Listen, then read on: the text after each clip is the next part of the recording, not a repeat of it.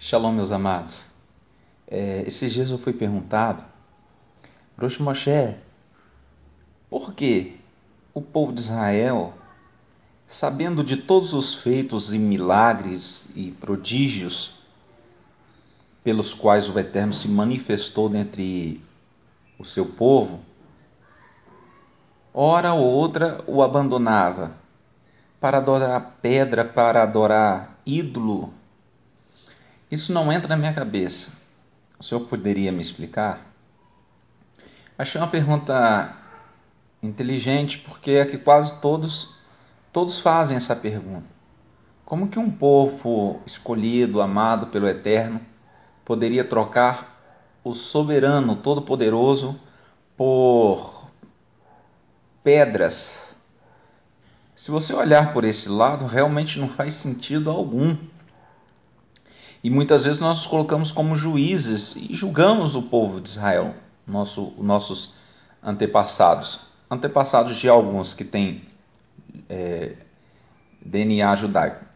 Bom, aí você realmente olhando por esse prisma, você não consegue entender como que as pessoas deixavam de adorar o verdadeiro para adorar uma pedra chamada Baal, uma pedra de forma feminina, em alguns casos, chamada Astarote, Astarte. Mas a resposta está na conveniência. Israel, a troca não era assim. A troca não era feita desta forma, olhando por esse lado. Nenhum israelita trocaria o Eterno por uma pedra esculpida. Mas por que então quase sempre a nação de Israel andou em idolatria, Moshe? Porque quase sempre a nação de Israel andou se rastejando atrás dos outeiros, das adorações nos montes, quase sempre trocando o Eterno por pedras, por causa das conveniências. Vou explicar melhor. Conta a Haggadah judaica que Balaão, ao ser comissionado a amaldiçoar o povo de Israel, e ele não consegue amaldiçoar, porque na hora de sair maldição, saía bênçãos. E por isso nós iniciamos Shaharit, Shabbat, como a canção Matovu, ou Halechá. Quão amáveis são as tendas de Jacó. Essas palavras, ela representa no mundo espiritual para nós, judeus e Yehudim, as maldições que se transformam em bênção em nossas vidas. Todo poder que lança maldições sobre o povo de Israel, no final das contas, essas maldições acabam por se tornar bênçãos para nós. Então nós fazemos a menção do Matovu, das palavras de Balaão, justamente por isso, para perpetrar e no mundo espiritual todas as maldições lançadas sobre nossas vidas que possam se transformar também em bênção. Bem, Balaão, ao tentar amaldiçoar o povo de Israel, acabou por abençoá-lo, vendo que a maldição não pegava, porque ele mesmo disse, contra Israel não vale encantamentos, e ele entendendo que justamente o motivo disto estava no fato do povo estar andando honestamente de acordo com a Torá.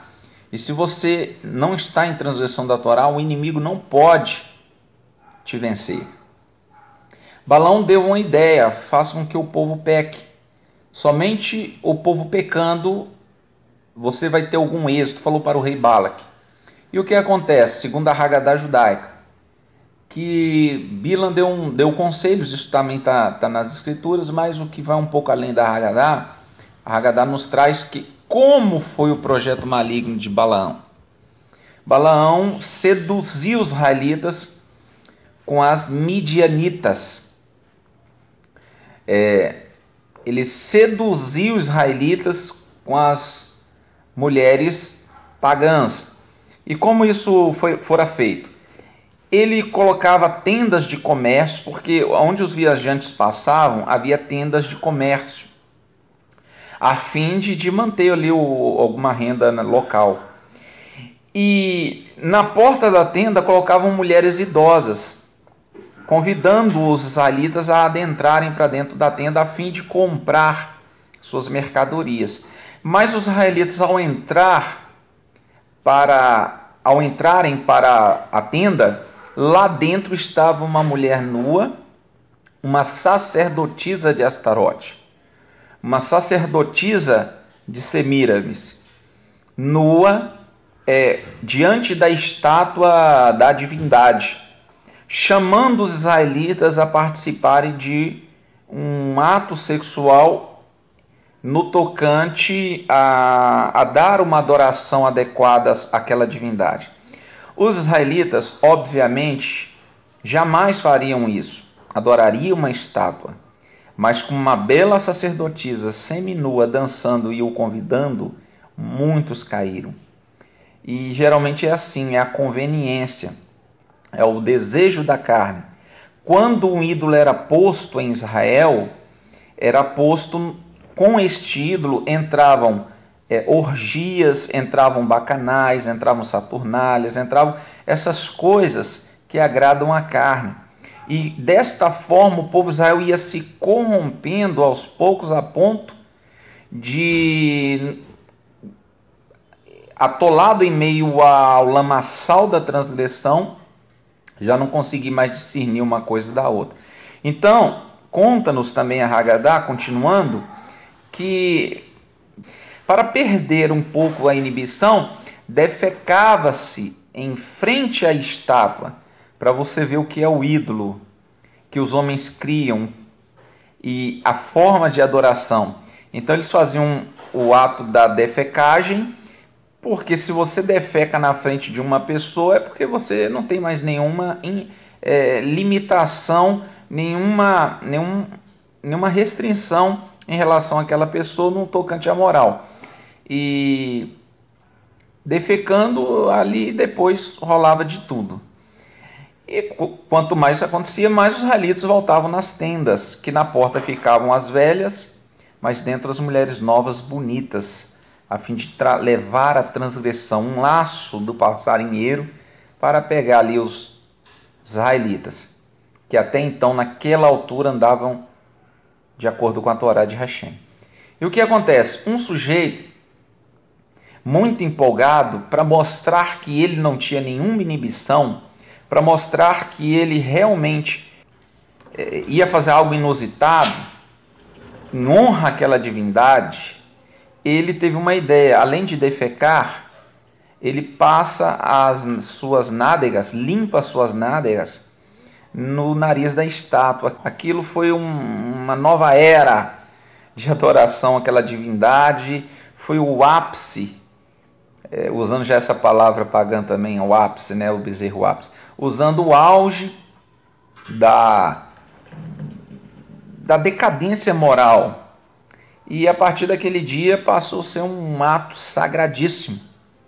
Então, eu vou explicar como isso acontecia dentro de Israel quase sempre. Quando um rei, querendo se consolidar no poder, no trono, ele entendia que ele não precisava de dar o que o povo precisava. Ele tinha que dar o que o povo queria.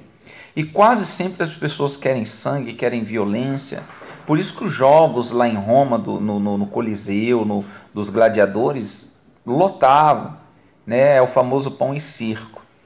Enquanto eles derem o que as pessoas querem assistir, Flamengo, Vasco, futebol, Copa do Mundo, Copa do Imundo, né? Olimpíadas, culto a Zeus, eles conseguem, né, se consolidar no poder. E assim sempre foi assim. Então esse rei deixava de dar as ordenanças do Eterno e começava a dar esses cultos pagãos. Mas o que acontecia lá em Israel? Vou colocar nomes fictícios aqui, só para te ilustrar por que Israel quase sempre caía e por que nós quase sempre caímos. Ele colocando essas idolatrias. Imagina uma pessoa chamando Matitiyahu Ben Yochai, vamos lá participar do festival a Baal. Aí Matitiyahu Ben Yochai, não, jamais, eu não participo disso. Mas o Tzadik do lado, vamos lá, vamos ver como é que funciona. Chega lá, topa uma orgias, vinhos, bebidas fortes, tudo dado pelo rei. né? E quanto mais bêbados, as pessoas mais perdiam a inibição e praticavam essas coisas. E de repente, esse tzadik volta, no outro dia fala para o Yohai: rapaz, você perdeu o festival Astarote. Rapaz, você sabe quem estava lá praticando orgia lá? Estava a Miriam, filha de Zeev. Quem? A Miriam? Estava lá também, participou, mas aquela moça é linda. Ah, da próxima vez você me chama que eu quero ir lá ver. Então, Matitiarro ia por causa da Miriam. E depois voltavam de lá falando para os amigos as coisas que aconteciam lá, que eram inusitadas para eles. Muita bebida, muita mulher. E de repente chegava no ouvido do Yohanan que a esposa do Moshe estava lá participando com o consentimento do Moshe. Ah, mas a esposa do Moshe é linda. Eu vou lá ver aquela mulher. Aí o outro santarrão, né? Não, eu vou lá só para ver. Eu não vou participar dessas bebedagens, dessas orgias, não. Mas eu vou lá só para ver, porque eu não acredito que vocês estão falando. Chega lá, muitas mulheres, centenas de mulheres praticando orgias com os homens. E assim iam, a fim de que acabavam trocando o eterno pela estátua. Mas não foi pela estátua, foi pela conveniência, foi pelos desejos carnais, pelo que os ídolos criados pelos homens oferecem. Então, mais ou menos este é o pano de fundo. Porque eles sempre trocavam o eterno por ídolos. Eles não estavam nem um pouco se importando com a figura do ídolo. Eles estavam se importando em que implicava aquela adoração. O que aquela adoração tinha a oferecer para eles, para os israelitas. E assim caíam no pecado, o Eterno corrigia, permitindo o exílio, permitindo a destruição de muitas famílias, mas como um pai amoroso sempre ensinando uma lição para que chamasse seus filhos de volta. Então, sempre o pano de fundo é este, é que o ídolo tem a nos oferecer os prazeres carnais. E hoje em dia está cheio de ídolos por aí, está cheio de bandejas para você. Você fala: jamais deixarei de adorar Hashem para adorar o perverso.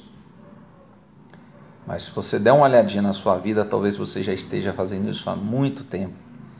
Que o Eterno nos ajude, nos ilumine. Baruch Hashem, Lehitraot.